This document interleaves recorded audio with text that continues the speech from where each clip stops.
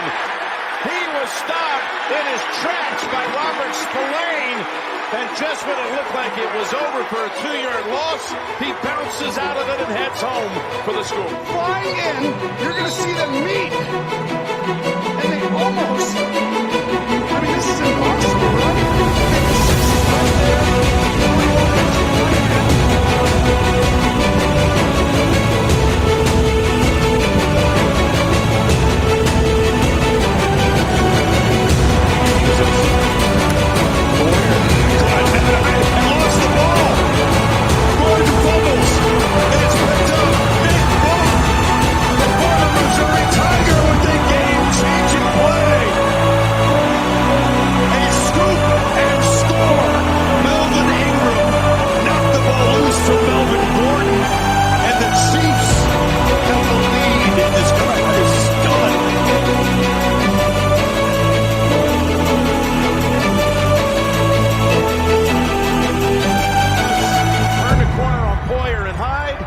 Number 3 on the all-time Chiefs touchdown catch list with 1 tonight.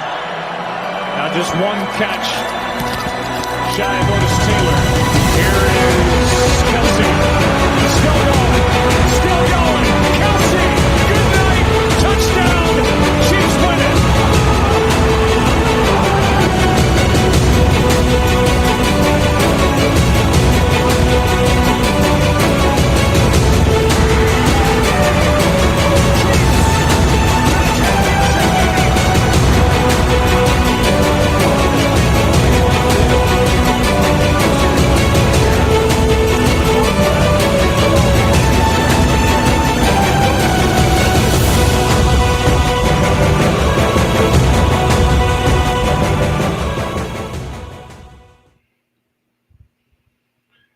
What is going on, everyone? Welcome back to another episode of Arrowhead Asylum. My name is Jaymes Howell.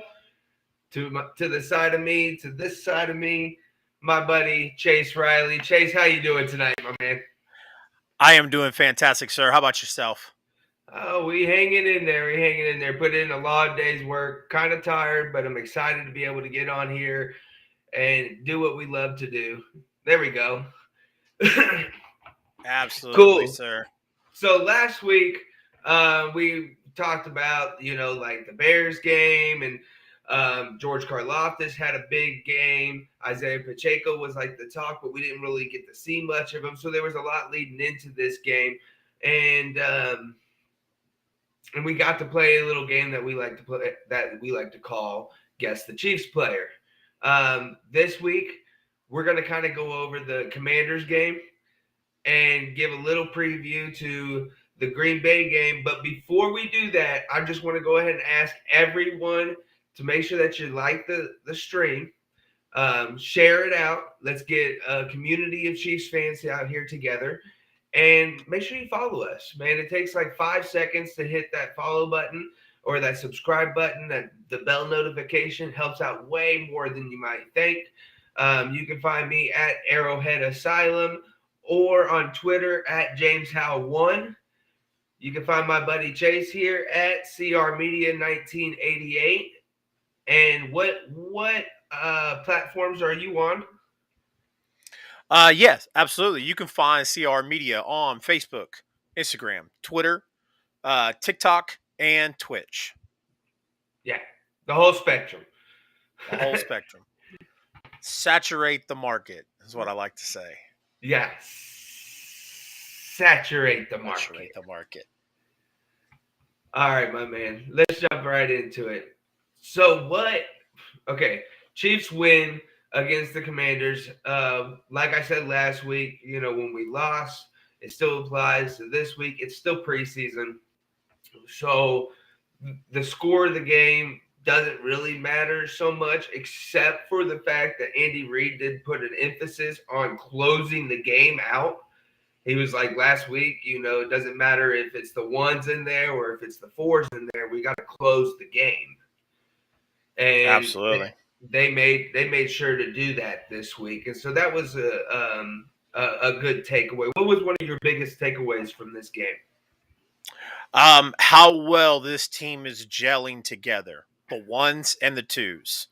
You saw a couple really good drives by Patrick Mahomes, um, who looked flawless in both this game and last week's game. And then the defense is meshing well together, coming out and completing plays, completing tackles, and getting pressure on the quarterback, which is like we've talked about. There was not much of that last year, man. So it's very exciting to see the ones and the twos on that front seven getting pressure on the quarterback. Yeah, yeah, and we said it last week. Our biggest concern is the defensive backs. But if we can get pressure on the quarterback consistently, it's going to relieve our cornerbacks and our safeties so much that it will take that weakness and it'll just kind of be about above average. It's just going to help all the way across the board. Freddie Henderson, appreciate you tuning in tonight. Absolutely. The real Josh Elliott, I see you. Mama Bear's in the house. Appreciate you all. Appreciate you. Absolutely. So one of my biggest things, and I know that I'm really high. I made a post earlier. I said Caesars Entertainment, Caesars Sportsbook has the Chiefs at plus 1,100 to win the Super Bowl. And I love those odds. Go place your bet right now. That's their third favorite to win the Super Bowl. But go place your bet right now, even if it's just $100, because damn, this team looks good. They look so good. Yeah, I mean, and even if it's even if it's preseason hype, like something I always tell everybody is watch the way they watch how they play, watch who's going in and the plays they're running and all that stuff. And that's what you can expect to see in the regular season. That's why I love watching like the ones come out, not the twos or the threes. I need to see the ones coming out in preseason and showing how much are we going to open this playbook up? What are we like? We may not see it in the first few weeks, but I want to see those little plays that they'll introduce in preseason. That it's like, okay, look for that down the road in a clutch game. Prime example, jet chip wasp. Yeah. You never know when you might need it, but when it's there, these are the plays that you've been practicing all year long. So in that perfect moment, it's there. You can pull it out. Absolutely. So, but what I wanted to mention is, even though, I'm really high on the Chiefs right now, I think that you should go make this bet. You should go put $100 down on Kansas City to win it all. I think they're in mid-season form already, and that a lot of that's me being a homer, and I'm excited. I'm excited about it, but on the downside, I don't want to get too excited. And so I go back and I look at things to where, where can they improve? And I looked at Marquez Valdez-Scantling and his performance in this last game. And I just thought that him and the chemistry he has with Patrick Mahomes, it still seems to be a little bit off. And we didn't get to see Juju, so that those are the two new guys. But it just seems a little off. We've seen one play where he broke out more towards the sideline, where Mahomes threw it up more down the field, and the communication was off there, the chemistry was off there, and it seemed like Mahomes said, "Oh, that's on me. That's on me." Like the playbook was designed to go more towards the sideline. But Mahomes, seen something down the field and seen an opening and then went to go ahead and take advantage of it, but they weren't on the same page. So, Agreed. that's something I look to kind of see improve as the season gets going, really. Not that it hasn't even started yet. There's still time to fix things like that. Not even that it's even a problem. And then that's what makes it so exciting about this team is that's me nitpicking at the team. It's Right. something so simple like that. Right. Yeah. And that's my thing is like I'm trying not to get overexcited about how good this team looks because it is preseason. Like we're gonna find out week 1. Arizona's a good team. So we're gonna find out week 1 just how good, the Chiefs have looked in preseason. But like I said, man, it's hard not to get excited about the way they're executing executing the plays out there. Pat's protection looks great. Um, and then the defense, I can't brag on that defense enough. Like it's weird to see the quarterback running for his life. Yeah. Yeah, it's exciting. It's exciting to say the Yep. least. Yep. Another downside that I saw was the running backs. Now, while they're doing great catching passes out of the backfield, and I kind of think that's the way we're gonna run the ball this year. I would like to see more production on the ground. Our leading rusher was a quarterback, Shane Buechele. And then our second leading rusher was a backup quarterback, or a backup, the third string quarterback in Dustin Crum, or fourth string. And Yeah. and then it's Isaiah Pacheco with only 14 yards in 2 games. Now he's not getting full games, and I understand that. But man, I'd like to see something get going on the ground. What's your thoughts? I agree. So, we've got Clyde Edwards-Helaire, who is, was a first round pick who's not looking too well. Looking like he may not get re-signed. He may not stay on the team. Um, I don't think it'll be anything drastic of him being let go before the beginning of the season, but I could see them not renewing his contract next year if he doesn't step up. So you've got a first round talent wasting time there. Then you've got, guys who can't stay healthy. But then on the other hand, you've got this hot kid, Isaiah Pacheco, and he, okay, I know you want to use him for these type of plays, but I think it's time. I think it's time we call that kid's number to start practicing with the ones and the twos in the backfield, so he can get some chemistry with Pat and see how well he runs the ball. Because like I said, yeah, like Billy just brought up, Clyde Edwards-Helaire gets hurt too much, man. He's not reliable. So like I said, he's another injury away from not making this team next year. So and that's disappointing because he's a first round draft pick. Yeah. But Yeah, like I said, 100%. I think it's time. Isaiah Pacheco has shown like he's got some explosiveness. So let's give him the ball a little bit more in this Green Bay game. Let's see how he runs that ball, because he may come in handy as a number 2 in the regular season if these guys can't stay healthy. Yeah, and I also think that what's the kid's name? Jerick McKinnon. He showed up and he let everyone know that he hasn't gone anywhere.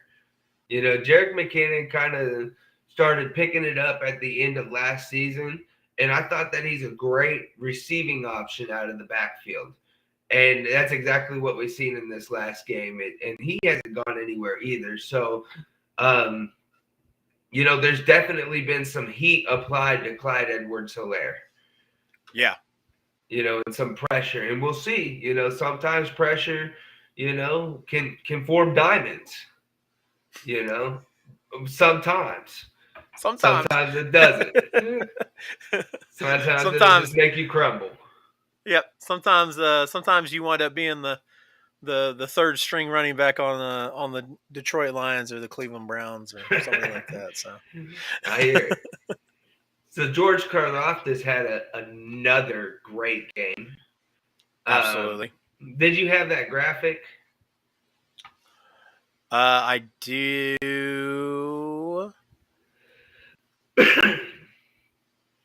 Let's So he seems to be transitioning to the NFL quite well.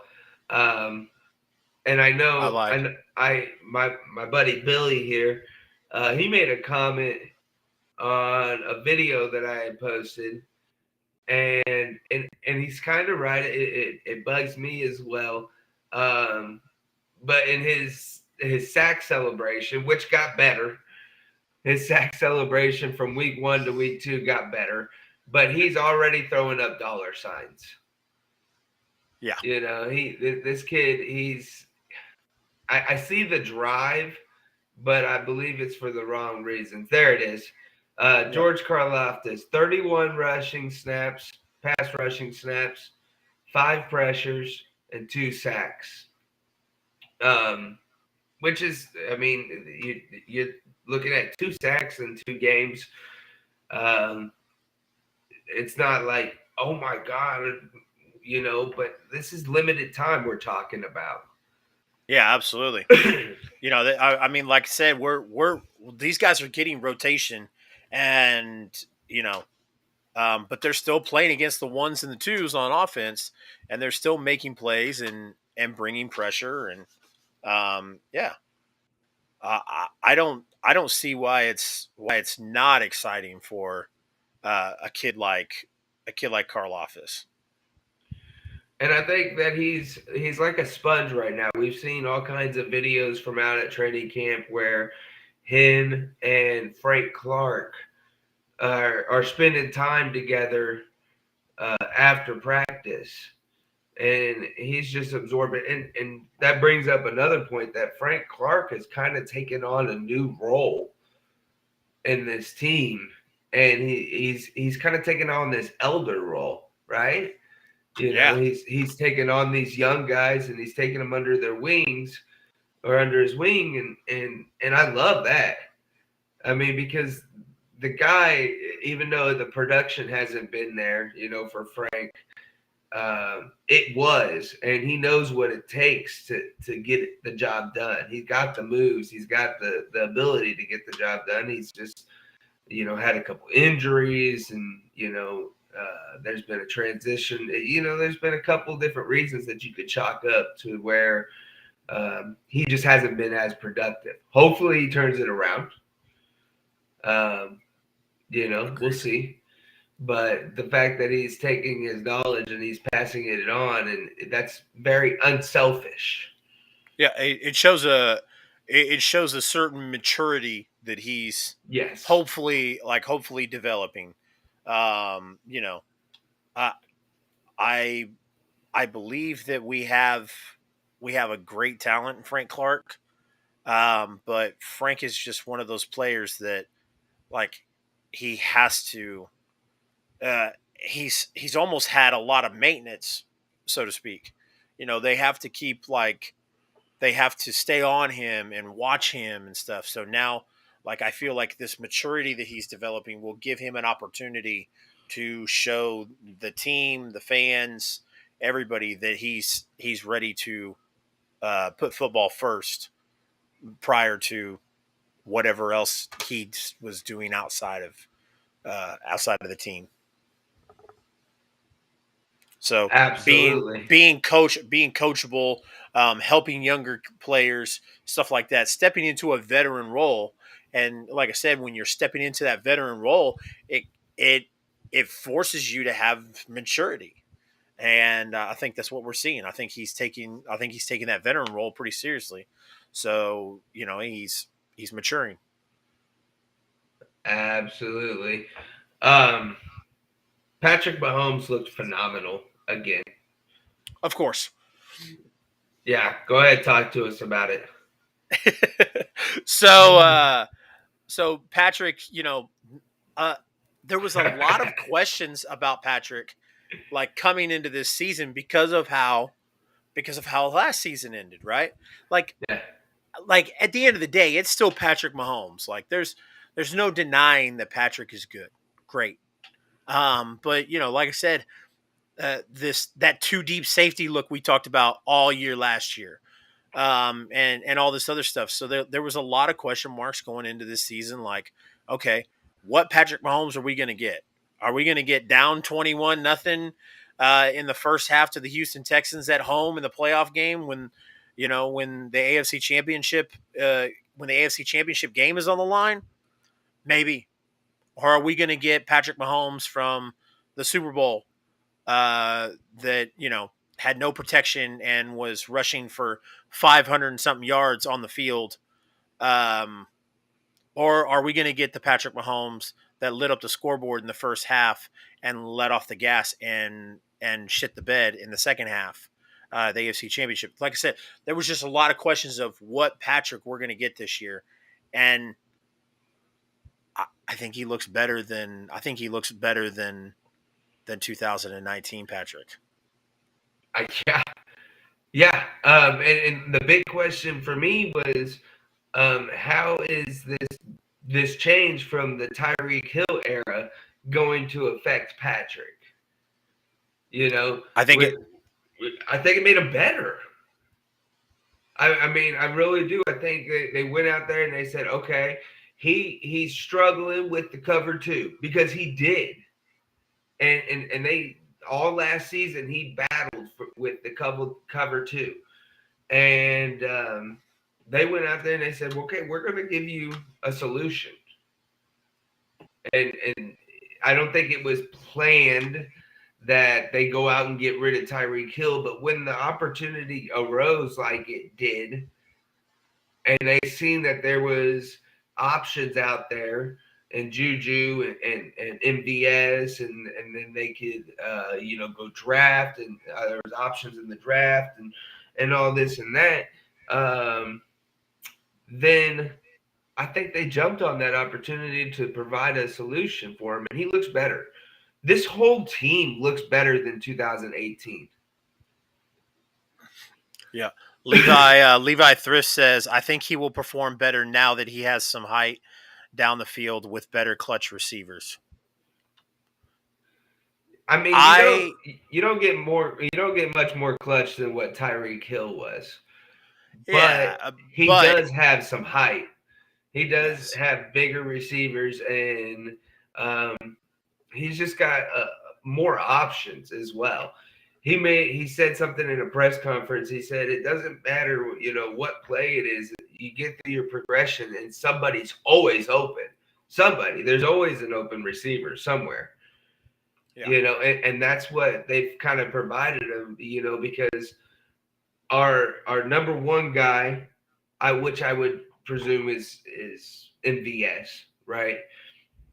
He's borderline number one. Maybe. Is MVS number 1 or is Juju number 1? Either way, they're both borderline number 1, right? Yeah. Right. And then our third guy is a borderline 2.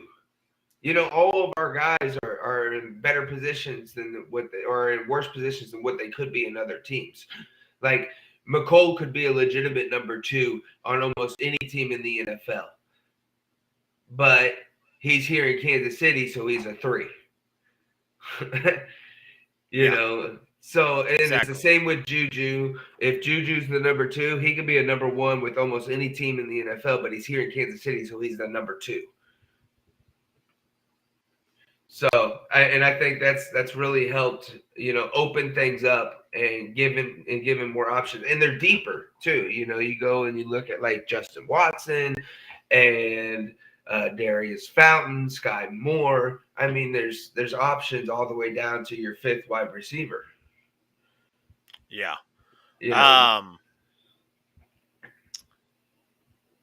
Go ahead, bud.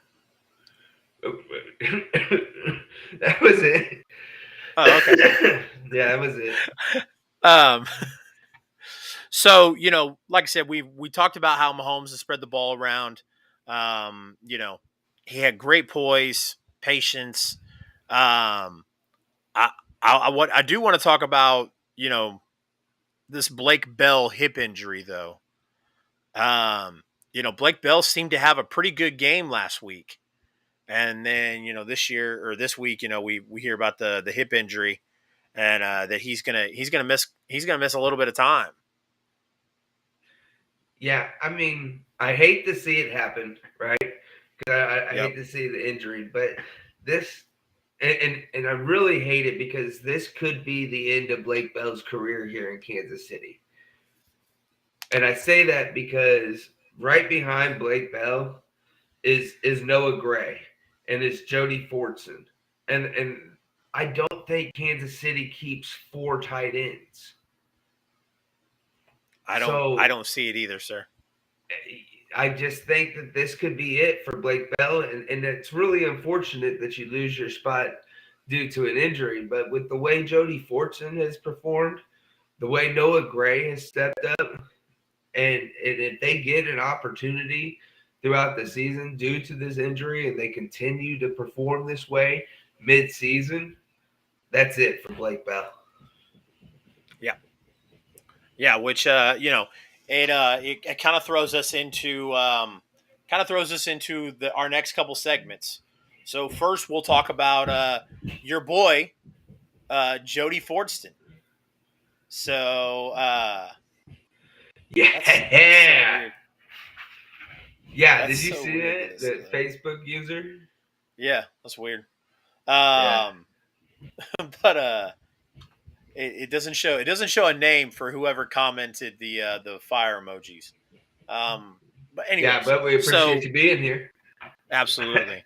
Yeah, So Jody Fortson had another big game. Well, I would say another big game, but not really. That's not necessarily true. He just had a big game, right? And I was glad because I've been banging this Jody Fortson drum forever, all off season. And then in the first preseason game, he did nothing. And I was just like, come on, man. Like, you're making me look dumb out here. And then and so he came in and 4 catches, 19 yards, 2 TDs. A solid performance from Jody Fortson. Now, this is not a guy that's going to stretch the field a whole bunch. You're not going to see Jody Fortson, from the opposing 30 yards, 40 yards down the field like we do Travis Kelce, right? You're just not going to see Jody Fortson do that a whole bunch. We might see it occasionally, but in the red zone, he's going to be a huge target.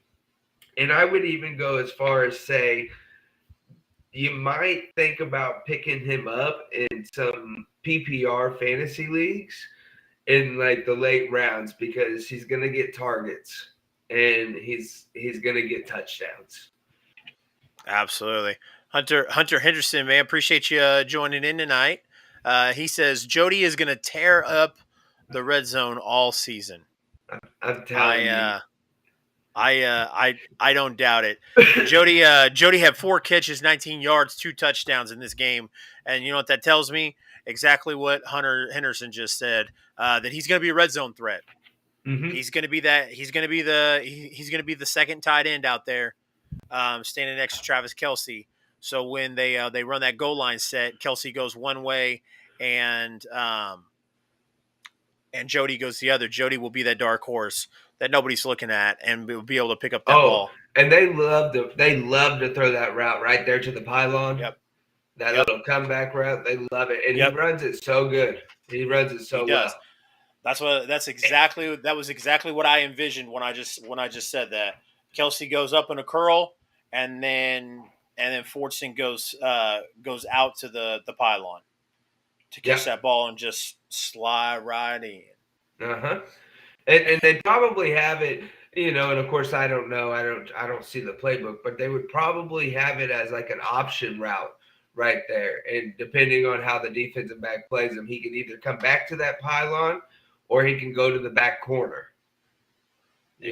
One or the other. If that defensive back creeps up on that pylon route, that comeback route, then he'll just take off to that back corner.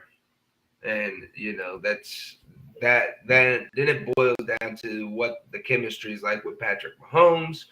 And so far, it seems like they're right on the same page. Absolutely. So, want to talk about, as we get closer, we've got the bye week 4. But we got this Green Bay game coming up. We have seen some roster moves already, but let's talk about trying to get down to the final 53.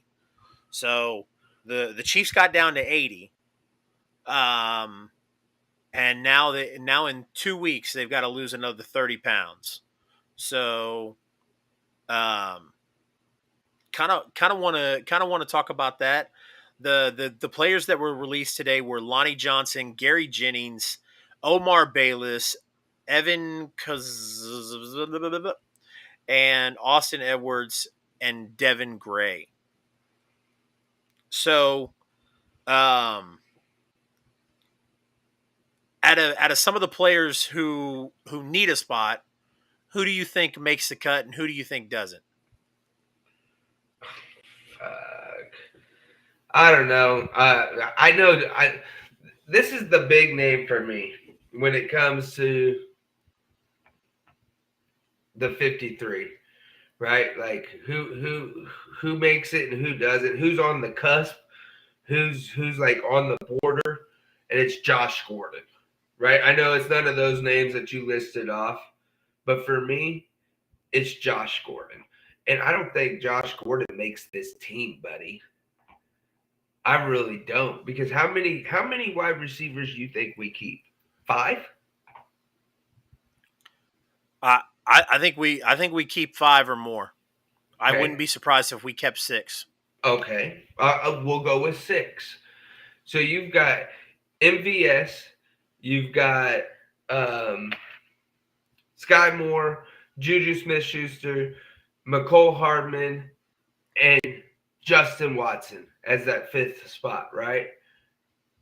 And then at number 6, you got Darius Fountain. I don't think Josh Gordon's even in the top 7 right now. Yeah, I agree. I think the Josh Gordon experiment is over. 100%. I think I think that unless he does something spectacular, I think he's gone.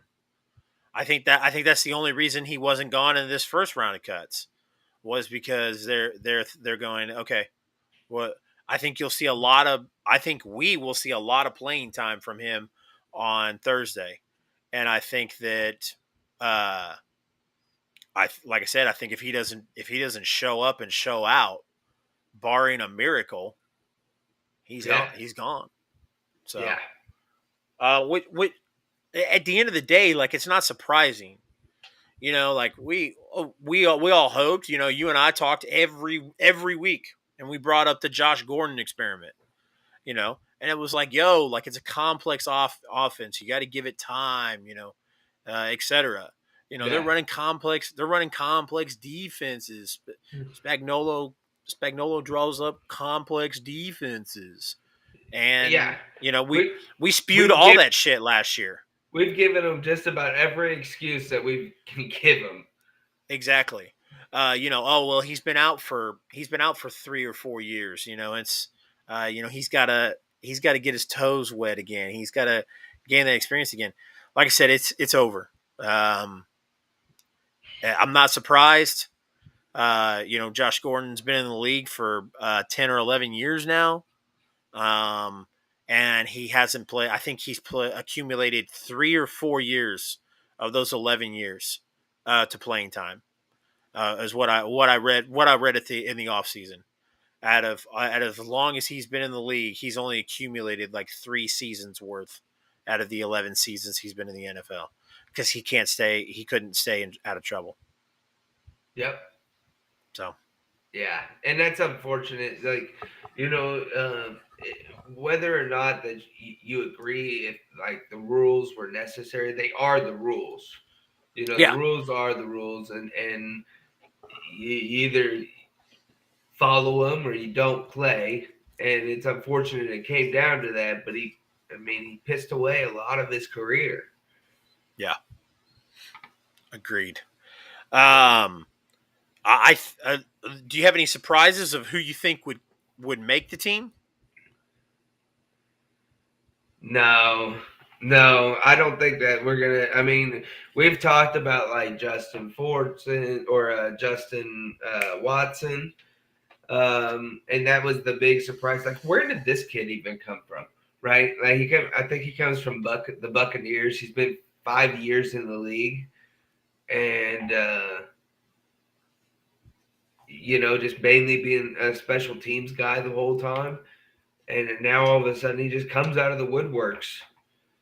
Has a great offseason, great preseason. I'm happy for the kid, but it's weird how that happens sometimes, man. Yep. You think you know, and then you don't. And you don't. You're right. Yeah, man. It's always crazy. Like that's why I like everybody always shits on me because I love preseason football. Obviously not as much as regular season football, but I still watch it. If it's on, I watch it. So I always get a lot of shit from my friends, because it's like, why do you watch something so pointless? However, I don't think it's pointless because I like to see these guys, the Russell Wilson, who I always bring up stories like Russell Wilson's story in Seattle. Russ wasn't scheduled to start. Remember, they had signed the backup quarterback in Green Bay, Matt Flynn. Remember, Seattle signed Matt Flynn to a fat ass contract, and Russell Wilson beat him out. And Russell Wilson was supposed to be the backup rookie quarterback, who took time to learn under a veteran like Matt Flynn. And Russell Wilson, because of his preseason, his training camp and preseason work ethic and the way he played, beat out Matt Flynn, rightfully so. But like stories like Russell Wilson's, you wouldn't have seen coming if you didn't watch preseason and training camp and stuff like that. So that's why I love digging into preseason just as much as I do the off season, if not more. 100%. So let's go ahead and take a break. Okay. Then when we come back, we'll do Thursday night's preview Thursday night's Chiefs Packers game. Yep, we'll do that. We'll do a little game, guess the Chiefs player.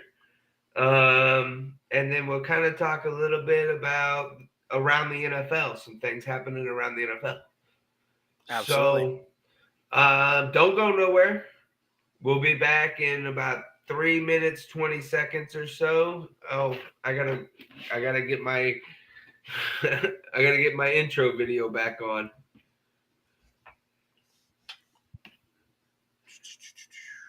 Drop the ball there. No, you're good. Well, guys, while he's doing that, we'll go to our loading screen and get ready to head to break.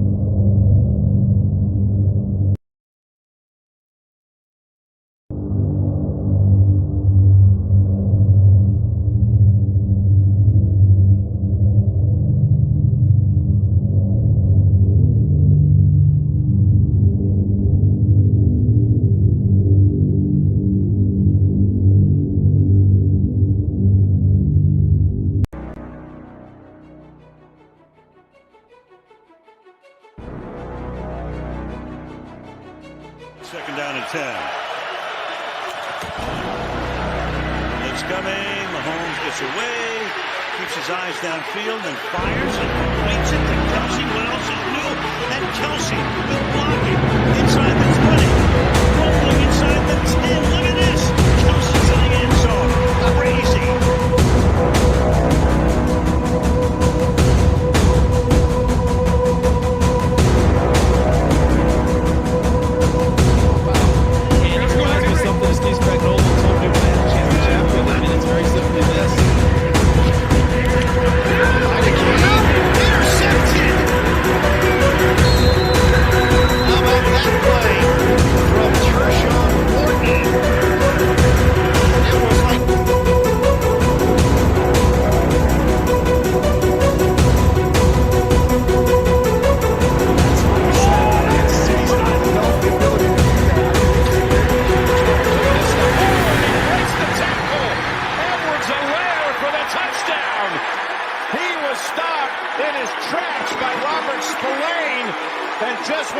like it was over for a 2-yard loss.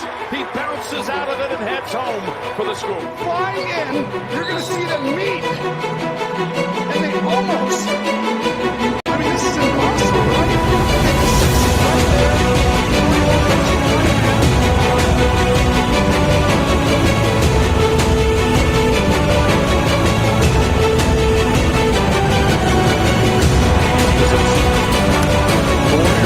right there.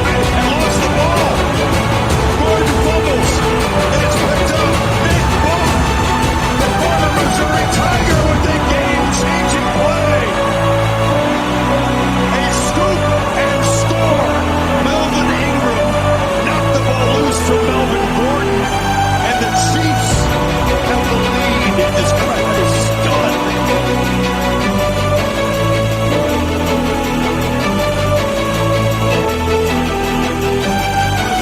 Turn the corner on Poyer and Hyde. Hill, number 3 on the all-time Chiefs touchdown catch list with 1 tonight. Now just 1 catch shy of Otis Taylor. Here is Kelsey. Still going. Still going. Kelsey. Good night. Touchdown. Chiefs win it.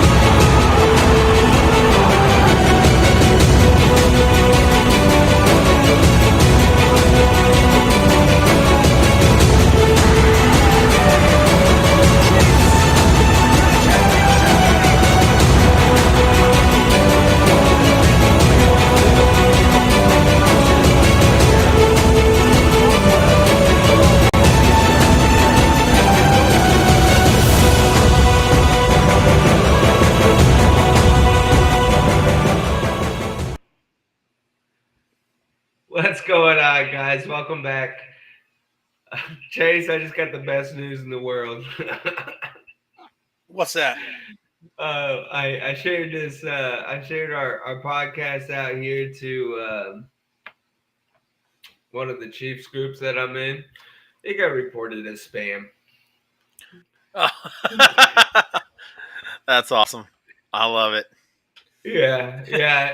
I was checking it on the break, and it said this post goes against community standards, and that we might get shut down for a little bit. I don't know. I said I disagree with this decision. That's all right. Yeah, That's all right. That's all right. We're on every platform there is, so fuck them. Yeah, exactly.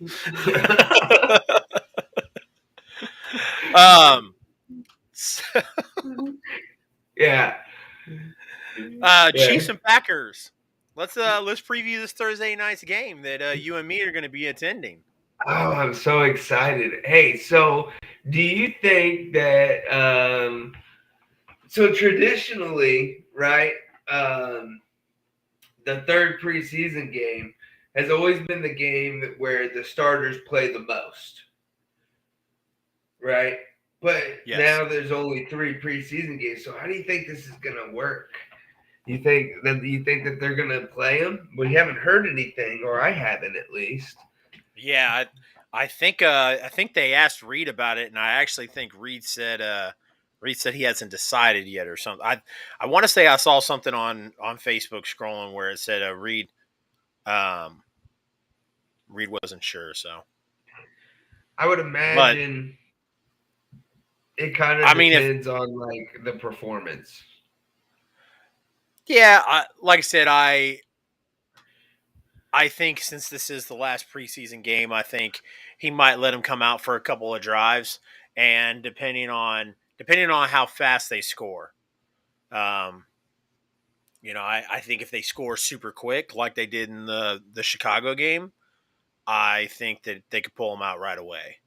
If they struggle a little bit, I could see him leaving them in for a couple of drives, maybe even a whole quarter. Yeah.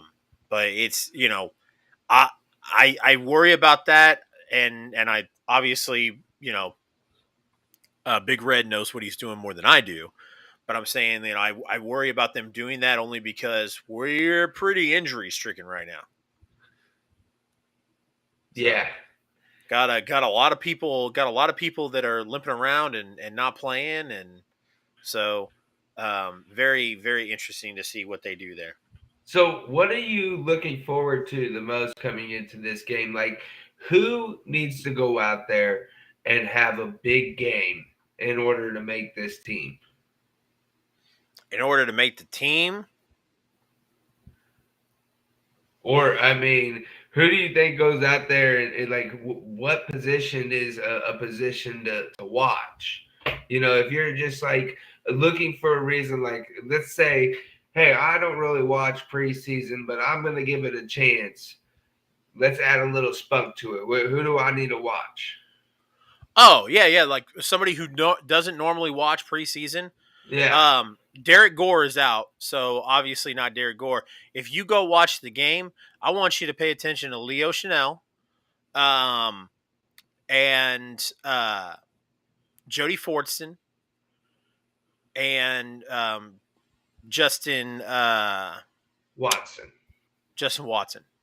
I want you to pay attention to those three, and then Isaiah Pacheco, because like I said, that's my expectation, not expectation, but that's my prediction for this game. Is I think you're going to see Pacheco used a lot in the backfield in this game. I think you and I are going to get an up close view at what Isaiah Pacheco can do in the backfield. I'm excited. I didn't get to go out to training camp as much as I wanted to this year. I made it out there one time, and I had the little one with me, you know, so we did kid stuff. Yep. And so I'm excited to see him up close and personal. See what this hype's about, because you know we've heard Isaiah Pacheco hyped up all off season, but we ain't really seen him much on the field. Yep. So I'm super excited for Isaiah Pacheco as well. And then I'd have to agree with you, Jody Fortson. Keep your eye out on Jody Fortson. But I want you to watch the defensive line. Names like Colin Saunders, Mike Dana. Watch these guys because they're going to contribute. Speaking of Colin Saunders, did you see that bullshit call? Which one? The roughing the passer one? Yeah, I did. On Colin Saunders? Dude, that was bullshit. I mean, I haven't gotten that hyped up about a preseason penalty in a long time. When I saw them throw the flag, and I was like, they're going to pick this up. There's no way on God's green earth that's roughing the passer. Like, that's not roughing the passer if it's Tom Brady. Like, don't tell me that's roughing the passer. Hey, these refs are preseason. And then they called roughing the passer, and I about threw the TV. I was like, you are kidding me. I was like, how? I was waiting for a correction. I was like, no, here's going to come the main ref is going to come in, and he's going to pick that flag up, and he's going to be like, there's no foul on the play, and they never came. It never came. Yeah, I was like, this is they're dead serious right now. That's roughing the passer, and like I saw Big Red, like I saw Andy get a little heated about it, but I was like, Andy, come on, dude, let's throw the clipboard down. Let's throw the Waffle House menu down and stomp on it, and throw. I want to see a temper fit over a preseason game. You could see he wanted to.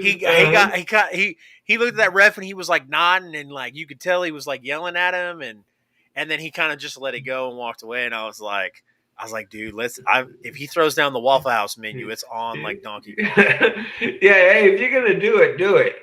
Yeah, I mean, I get mad. Yeah.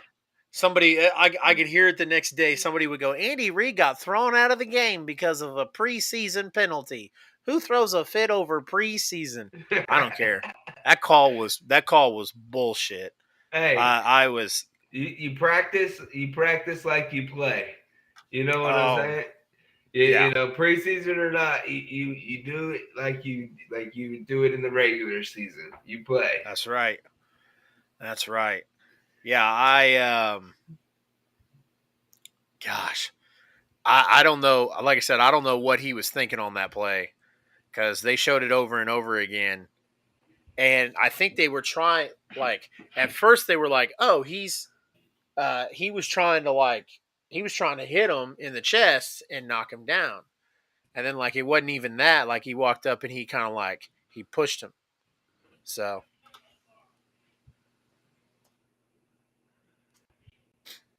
other than that, buddy, the only thing around the NFL that I've got for us tonight that really, because I mean, I'm so sick and tired of talking about the other shit, and we haven't even Oh, talked about it that much this offseason.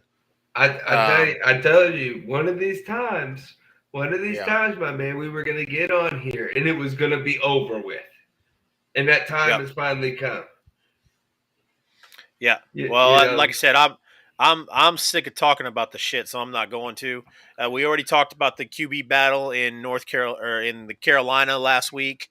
Um, the obvious choice, Baker Mayfield. But the only thing I've got for us this week is Pete Carroll has announced that he will take his time deciding on who to go with, Geno Smith or Drew Lock. Now, Drew Lock is obviously I'm a homer. I'm a Mizzou fan. You're an Oklahoma fan. And I yeah, think that's good. Your dad's family is originally from Oklahoma, isn't that right? yeah, they're all Okay. down there in Yeah. Norman. Yeah, so I mean, like it's not weird that you're an OU fan, but obviously I'm a homer, so I'm a Mizzou fan. And Drew Lock was an idiot then, and he's an idiot now. Like, dude, like seriously, you were a starting quarterback of a team, and now you are so fucking pathetic that there is actually a coach weighing the option to start Geno Smith over you. Geno Smith, like I'd I'd take I'd take the kid with one arm to throw the quarterback over Geno Smith. And Pete Carroll's really deciding between you and Geno Smith? Drew Lock, you're trash, bro. Yeah, You were Seattle's trash at in trouble. Missouri. You were trash at Missouri. You were trash in Denver. The last time you were good is when you were 20 miles from the house playing at Lee Summit. That's the only time you were good, bro. That's it. So Yeah, that's ridiculous, dude. When the hit, like, I would be offended if I was Drew Lock. I'd be like, yo, get me the fuck off this team. I can't believe he just said that on national media. All he had to say was we're working it out.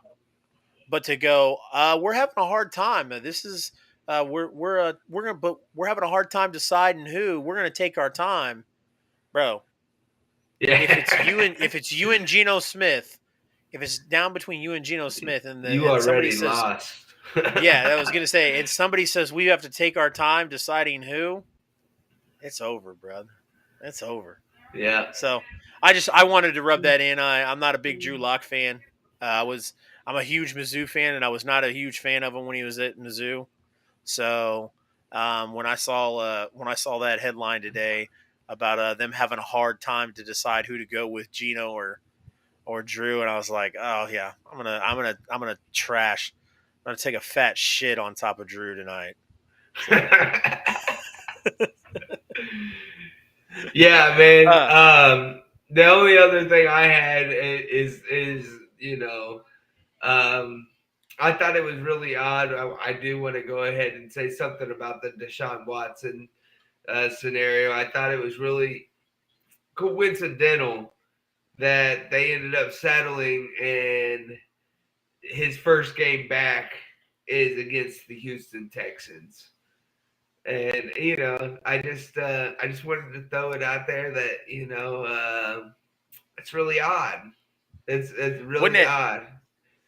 wouldn't that be hilarious if uh wouldn't that be hilarious if he planned it that way? Hey, like the NFL wanted all year, and he was like, I'll do this many games, and then like he eventually just sat down and told them, listen, I just want to play against Houston this year. That's all I want to do.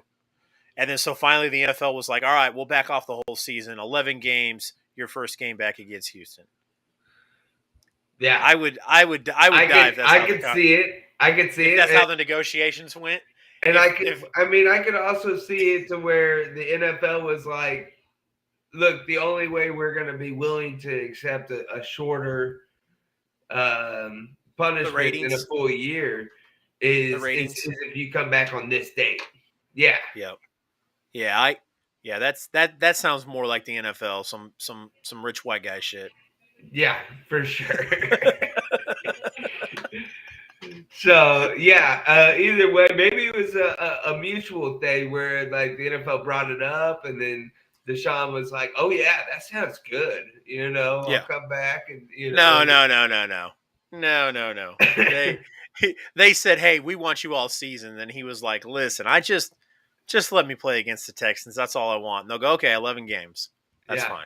They were like, "Oh wait, we can make some money off of that." Yep. Yeah. Absolutely. Yeah. You're right. It was his idea, and they probably capitalized off that shit. Hey, so I'm gonna make a joke, and then we should end the show because it probably it's not the funniest, but I'm gonna say it. I'm gonna say it anyways. If I was Houston, I would call all 24 women to be cheerleaders on the sideline.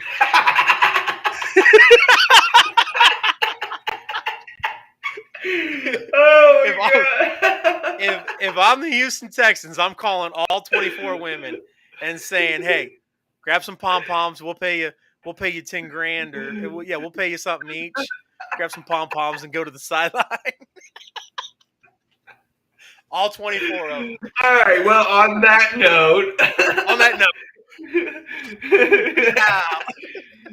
All right, guys. Hey, look, I appreciate each and every single one of you guys. Hey, don't forget to hit that follow button, that subscribe button, that notification bell. It takes 5 seconds to do. Helps out way more than you might think. And until next time, he said, Anthony Humphreys, appreciate you tuning in. Key Williams, I see you. What's up, buddy? Appreciate you tuning in. Hey, until next time, stay legendary, my friends. Peace out.